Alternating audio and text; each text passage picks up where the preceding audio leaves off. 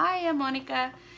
If you found me through TikTok, my profile there is Sweet Nothings Creations, and I started off there just posting some fun puppy videos, and then I started sharing videos of just making crafts and things like that. And the sewing videos have garnered a lot of attention, asking for tutorials, asking for information about my little baby iron and some of the tools that I've used or the little tricks that I've used. So I've been posting some tutorials on TikTok and on YouTube. So if you're here, today's was a request for a 3D mask. In one of my TikTok videos, I was at the fabric store and I was wearing a Grinch mask, and it was a 3D style, which is a different style than one that I had been making previously and that I sell. So for myself, I had made a 3D mask and I was asked for a tutorial on that. So it takes a little longer than I can put into 60 seconds. I will post one on TikTok just to kind of give a brief synopsis. Anyway, so this is the 3D mask. It's got a nice shape to it so that it gives you some room around your mouth. You can speak well and you can breathe easy, but it also fits nice and secure to your face. The way the shape of it fits over your nose and then under your chin. And of course I wear glasses, so when I wear mine, I kind of put it up a little high on my cheeks so my glasses fit down over it and doesn't fog up my glasses. So this one is mine, so I can show you.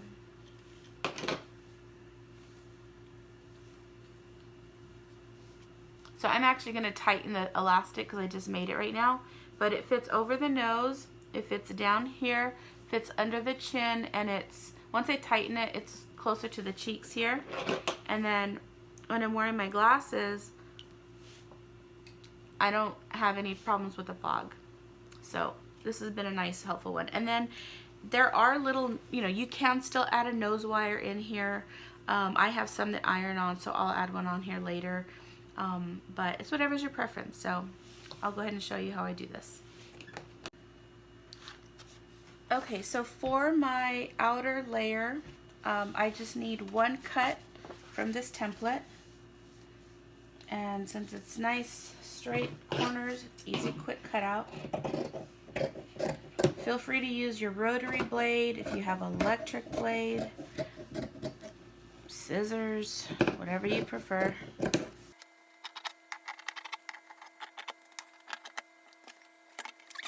And I had already cut out the inner liner from another mask, so I had a couple of pieces left over. So I just need one of these. And you're going to put them face to face. Just line them up.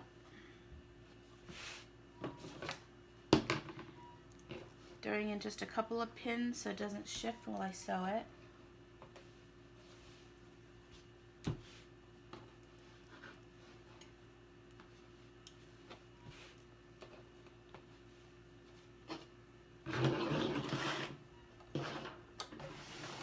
And this is my craft table of all sorts, so it has some paint on it, but it is a clean surface.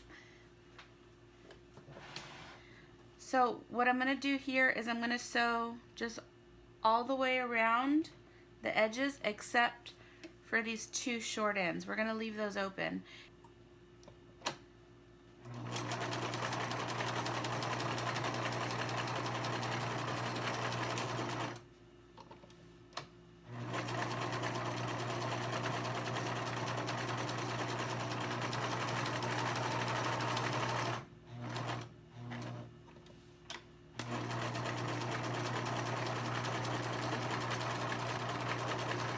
I'm going to leave this edge open. I just skip right over it, go down the next side.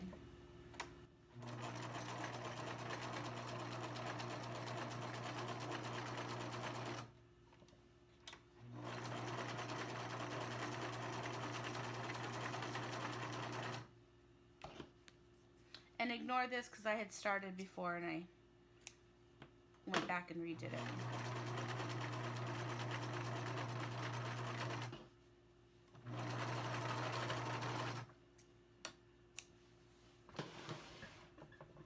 so all we did was go around the top and the bottom. Okay, so we're just going to turn it inside out.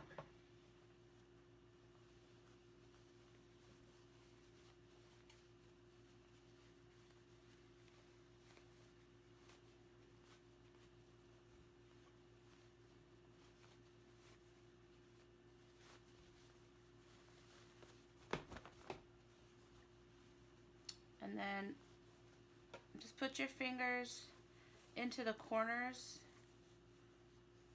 and press out all the corners so that you can have the shape. And then we're just going to press it so it has nice crisp edges. And then we're going to do a top stitch along the edges.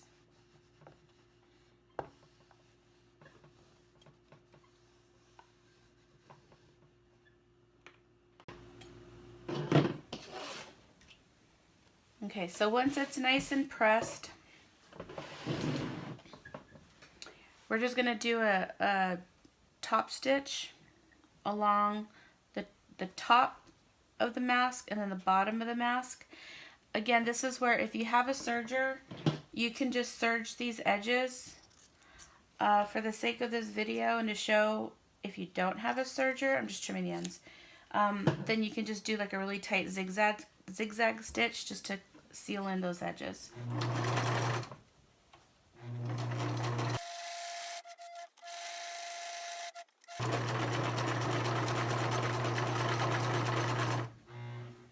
Okay, so here I'm just going to flip it over to the zigzag stitch, bring in the stitch length really short.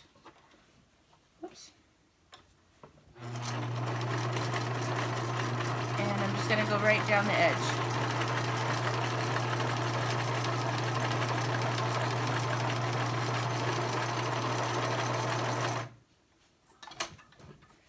I'm going to flip it back to my zigzag, to my straight stitch, the longer stitch that I was using, and go back into my top stitch.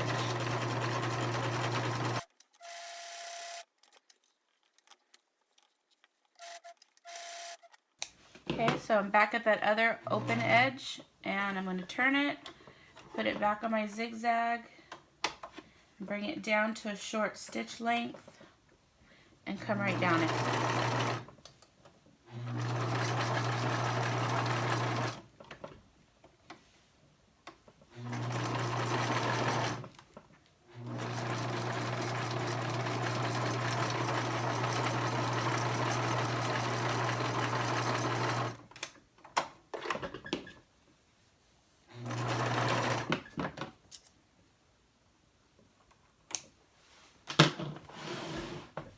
Okay, so that is done. You're going to flip, this is just water. You're going to flip it over, and from these points here, you're going to fold the edge up. And then just press it. And then on the other side as well, from those 2 points, fold it up.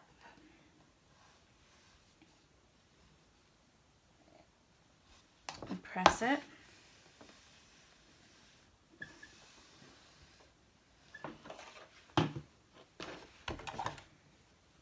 Okay, so then now along this top edge we're going to go straight down about maybe 3/8 of an inch, just kind of like a top stitch right here along the top.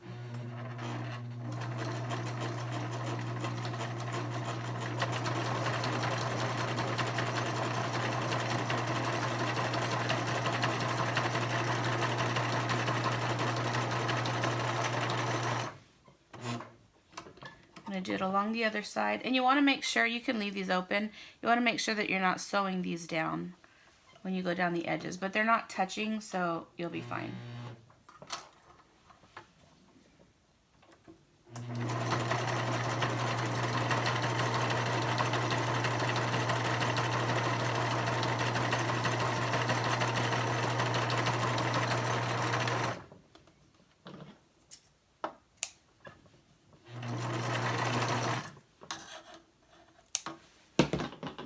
Okay, so it's starting to take shape.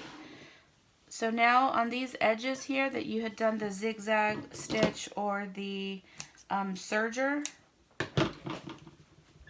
just fold them over. You don't want it to completely cover. You want to be able to have these edges fold up. So just fold it over. It's about a 1/4 inch or so, and we're going to stitch right at the bottom of the zigzag area. That's going to make a little channel for our elastic later. And give us a quick press. You don't have to, but if it helps, go ahead and give it a quick press.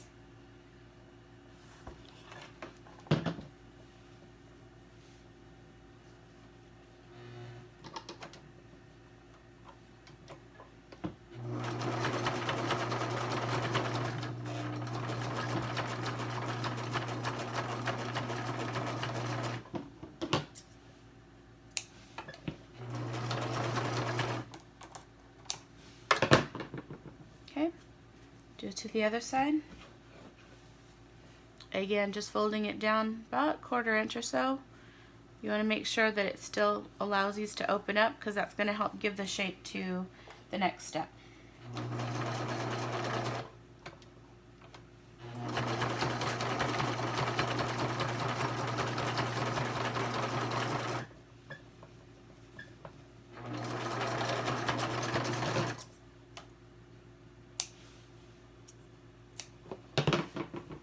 Alright, so from here, we're going to open up these flaps, fold it in half, match up the two edges, and then just kind of pull these little wings out. And you'll be able to see that all of your edges are flat and flat. And with your fingers, you can just run them along and make sure that the inside isn't like turned weird. But you can feel that that's a nice flat area. And then flip it to the other side as well. Kind of pull out these wings a little bit. Give it some shape. You can feel that everything is nice and flat. And then what we're going to do is just kind of fold this over. And we're going to do one seam right along parallel to your previous seam. It's going to be tacking the top and the bottom wing in place. And then when we open it up, that's what's going to be kind of hugging your nose and your chin. So this is all flat. I'm holding it in place. We're going to do just about a 1/4 inch in from the first seam that you did.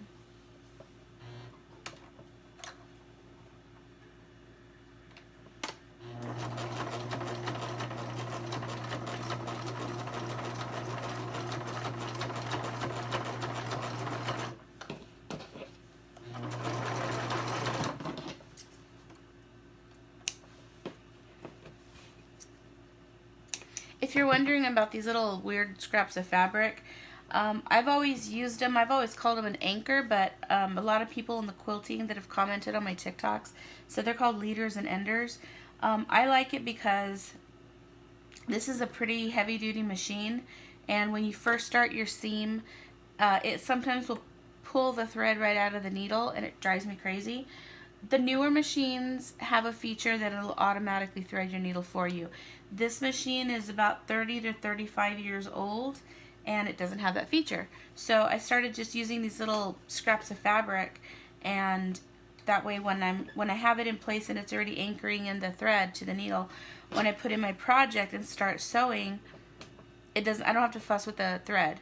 Another bit of feedback that I've had from a lot of TikTok followers is that it saves thread. You know, sometimes you have to pull out a nice little length of thread to start sewing so it doesn't pull out of the needle. What I like it for is that when I use them, I don't usually have any little stray threads on here because I've clipped it, and it's all the little stray threads stay on this little scrap. This was a project that I made last night. I posted the video for a tote bag, so it has some little Disney characters on it. Just something that I had on hand. So I'm talking and I moved my mask, so I'm going to line it up again. So this is the side that I just did, so I'm going to just flip it down, and then on the other side I'm going to go about a 1/4 inch seam down to tack those wings in place.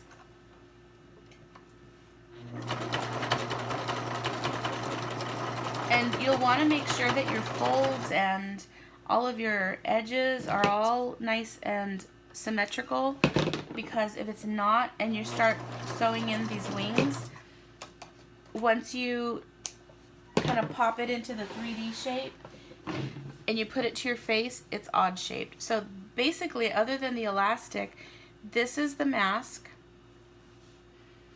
So when you're wearing it, this part curves to your nose and down your cheeks.